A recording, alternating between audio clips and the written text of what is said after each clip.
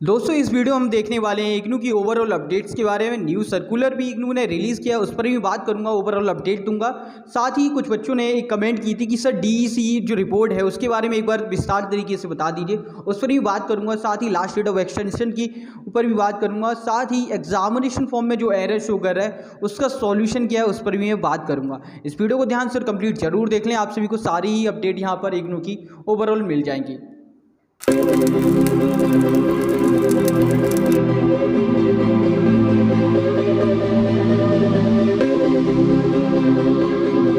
चलिए बात कर लेते हैं न्यू सर्कुलर के बारे में। देखिए ओवरऑल बात करूं मैं इसमें, तो यहाँ पर जो प्रीवियस आपने सर्कुलर देखा सेम उसी का टिट्टो कह सकते हो। यहाँ पे 2-3 बदलाव हैं, बाकी ओवरऑल सेम बातें हैं जो आप लोगों ने देखी थी कि 50% वेटेज पर आपके जो स्टाफ हैं इग्नू के वो वर्क करेंगे, बाकी वर्क फ्रॉम होम चल ही रहा है।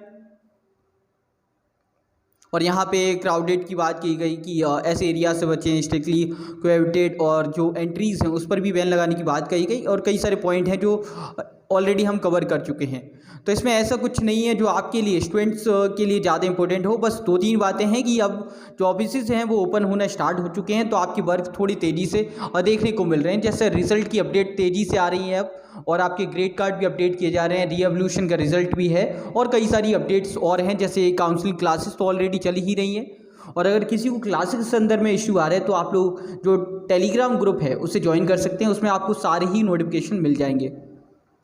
सो इसमें कुछ न्यू नहीं है तो मैं इसको स्किप कर रहा हूँ। उसके बाद में आगे हम बात करते हैं कुछ और अपडेट्स जो महत्वपूर्ण हैं आप सभी के लिए। देखिए यहाँ पर वही सेम बातें हैं कि आपकी जो ऑफिस हैं उनको ओपन किया जाएगा, रीजनल सेंटर जितने भी हैं, स्टडी सेंटर, उनको भी टाइम टू टाइम ओपन किया जाएगा एज़ पर दी गवर्नमेंट गाइडलाइंस। उसके अकॉर्डिंग आप सभी के जो सेंटर्स हैं वो भी ओपन किए जाएंगे। लेकिन यहाँ पर एक बात याद रखो कि कुछ बच्चे समझ रहे होंगे कि सर ऑफलाइन क्लासेस भी स्टार्ट होंगी, तो ऐसा बिल्कुल नहीं है। अभी आपकी ऑफलाइन क्लासेस वगैरह के लिए सेंटर ओपन नहीं होंगे। ओपन होंगे बेसिकली आप सभी के जो असाइनमेंट है उसके रिगार्डिंग, अगर कोई और इशू है तो उसके रिगार्डिंग आप जा सकते हैं। लेकिन मैं यही कहूँगा कि आप जितना हो सके अपनी ओर से रेक्टिफाई करने की कोशिश करें, अभी बाहर जाने से बचें। ओके, तो इसमें कुछ ज़्यादा न्यू नहीं है, बस सेम बातें हैं। अब आगे बढ़ते हैं। ये आपके लिए एक गुड न्यूज़ है कि इग्नू ने कल यहाँ पर एक्सटेंशन का नोटिस रिलीज़ कर दिया। इसको लेकर काफ़ी बच्चे परेशान होते कि सर लास्ट डेट इंक्रीज़ होगी या नहीं, एक्सटेंड होगी या नहीं। लेकिन अभी भी बात करें तो अभी भी कंडीशन कुछ सही नहीं है, बिकॉज कई जगह पे अभी भी लॉकडाउन है। एक बच्चे ने एक कमेंट किया, मुझे काफ़ी निराशा लगी कि यार ऐसा कैसे आप लोग सोच रहे हो। लेकिन अभी के टाइम पर सिचुएशन बहुत ख़राब है, जिस वजह से ऐसी मानसिकता बन रही है कि बच्चे कुछ भी गलत कदम उठाने की बात कर रहे हैं। तो ऐसा करना सही मायने में बहुत ख़राब बात है।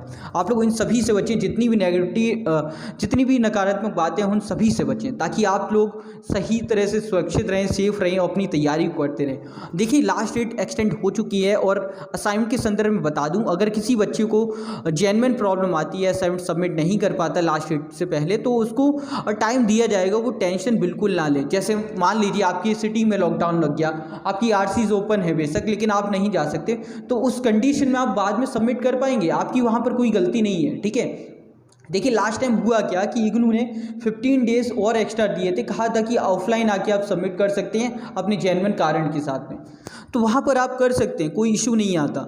ठीक है, तो ये तो बात थी आपके असाइनमेंट के संदर्भ में।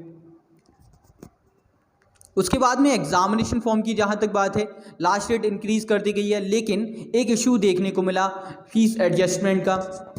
तो देखिए इग्नू ने अभी तक क्लियर नहीं किया है कि आपकी फ़ीस जो है रिटर्न की जाएगी, कैसे की जाएगी और कब की जाएगी, वो बिल्कुल नहीं कहा है। जिन बच्चों ने एक्स्ट्रा पे कर दी इस बार, उनकी फ़ीस के बारे में अभी तक कोई भी रिप्लाई नहीं आया इग्नू की ओर से।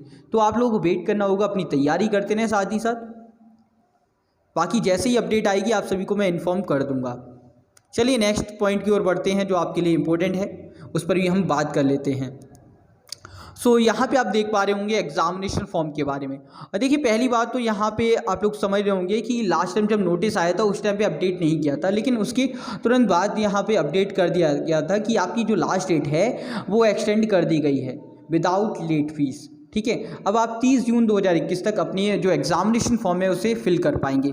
उसके साथ ही एक और इशू आपने जो फेस किया एग्ज़ामिनेशन फॉर्म के संदर्भ में, उस पर भी मैं बात करूंगा ताकि आपका वो इशू भी दूर हो जाए। उससे पहले आप डीईसी रिपोर्ट के बारे में काफ़ी बच्चे पूछ रहे थे कि सर इसमें एक्चुअल में है क्या और कैसे सबमिट करनी है, क्या सिस्टम है इसका।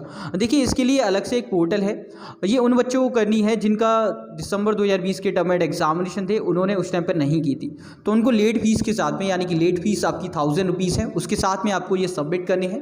उसकी भी लास्ट डेट इंक्रीज़ कर दी है इस पोर्टल पर, इसका लिंक मैं अलग से डिस्क्रिप्शन में डाल दूंगा, वहाँ से आप डायरेक्टली विजिट कर सकते हैं और सबमिट कर पाएंगे।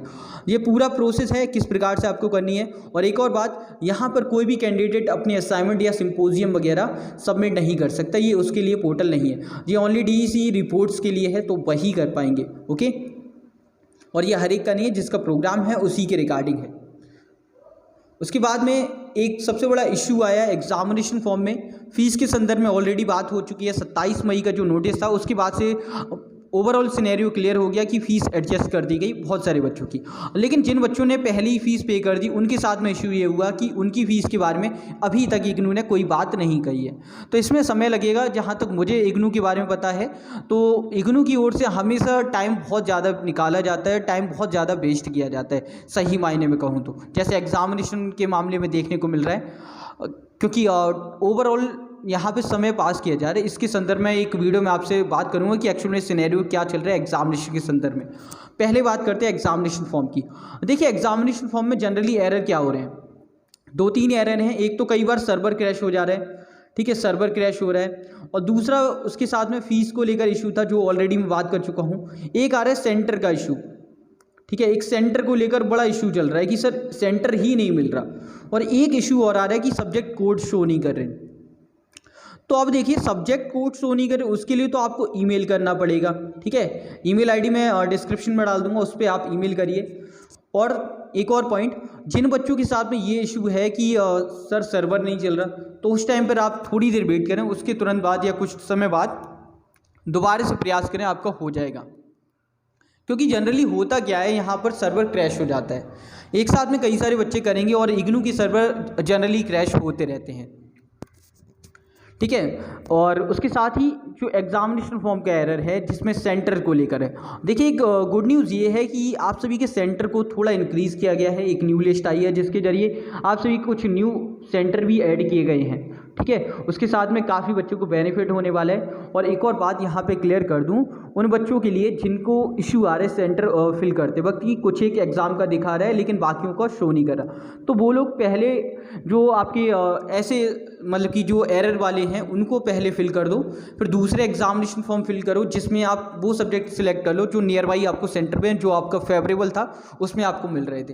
तो क्या होगा, आपका मर्ज कर दिया जाएगा कंट्रोल नंबर, जिसकी बेसिस पे आपका हॉल टिकट जनरेट हो जाएगा और आपके लिए फेवरेबल यानी कि जो नियरेस्ट होगा वही आपको प्रोवाइड किया जाएगा। और इग्नू के कई सारे रूल हैं जिसके तहत यहाँ पे एक ये भी है कि लास्ट मोमेंट आपका सेंटर चेंज भी किया जा सकता है एज पर दी गाइडलाइंस। तो ये सारे रूल हैं जिसके अकॉर्डिंग यहाँ पर बदलाव देखने को मिलेंगे। उसके बाद में डियर यहाँ पर कुछ इंस्ट्रक्शंस हैं कैसे आप लोग का एग्जामिनेशन फॉर्म फिलअप करना है, क्या क्या प्रोसेस और क्या क्या पॉइंट आपको याद रखने होते हैं। देखिए, पेमेंट के संदर्भ में कई बार बच्चों को इश्यू आता है कि पेमेंट एक बार कर दी, बैंक से कट गया, लेकिन कुछ बार बच्चे क्या करते हैं कि उस टाइम में शो नहीं किया तो दोबारा पेमेंट कर देते। कभी भी ऐसा बिल्कुल ना करें, थोड़े टाइम वेट करें, आप एक बार इंश्योर कर लो कि आपके अकाउंट से कटी है या नहीं, उसके बाद में करें। अगर कट जाते हैं अमाउंट तो बिल्कुल ना करें, उस टाइम पर आपकी जो अमाउंट है वो हो सकता है कि एडजस्ट कर दिया जाए, तो ऐसा बिल्कुल ना करें। यहाँ पे क्लियरली मेंशन किया जाता है कि आप 72 आवर्स वेट करें और उसके बाद में ही आपका स्टेटस अपडेट किया जाता है। तो ओवरऑल चीज़ें वही हैं जो आप लोगों को समझनी है। और यहाँ पे क्लियर कर दूँ, जो आपके इश्यूज़ हैं उसके लिए ये ईमेल आईडी है जिस पर आप ईमेल कर सकते हैं। साथ ही जो फ़ीस के संदर्भ में बात है वो अभी एडजस्ट के रिगार्डिंग कोई अपडेट नहीं आई है कि कब आपकी फ़ीस आपको वापस की जाएगी जिन बच्चों ने एक्स्ट्रा पे कर दी है। ओवरऑल यही बातें हैं आप सभी के संदर्भ में। एग्जामिनेशन फॉर्म की हमने बात कर ली, असाइनमेंट सबमिशन की बात कर ली, डीईसी रिपोर्ट की बात कर ली और न्यू सर्कुलर के बारे में भी हमने बात कर ली। इसके अलावा कोई और क्वेश्चन है आप सभी का तो आप लोग कमेंट बॉक्स में बता सकते हैं। साथ ही मुझे कभी भी कॉल करके भी कॉल मी 4 ऐप के जरिए भी पूछ सकते हैं या फिर इंस्टा पे डीएम कर सकते हैं। आप सभी के सारे क्वेश्चंस के आंसर मिल जाएंगे। साथ ही एग्जामिनेशन फॉर्म को लेकर जो एग्ज़ाम को लेकर इशू है उसको लेकर मैं एक वीडियो बनाने वाला हूँ जिसमें एग्जामिनेशन पॉइंट ऑफ व्यू से जितने पॉइंट आपके लिए हैं वो सभी क्लियर कर दूंगा ताकि आप सभी को कोई भी इशू ना हो। साथ ही एग्जामिनेशन की तैयारी के संदर्भ में ऑलरेडी वीडियोस रन करी जा रही हैं तो आप लोग उन्हें देखें और एग्जाम की तैयारी अच्छे से करें। इस वीडियो में इतना ही, मिलते हैं एक और अपडेट के साथ में, तब तक के लिए जय हिंद जय भारत, बाय दोस्तों।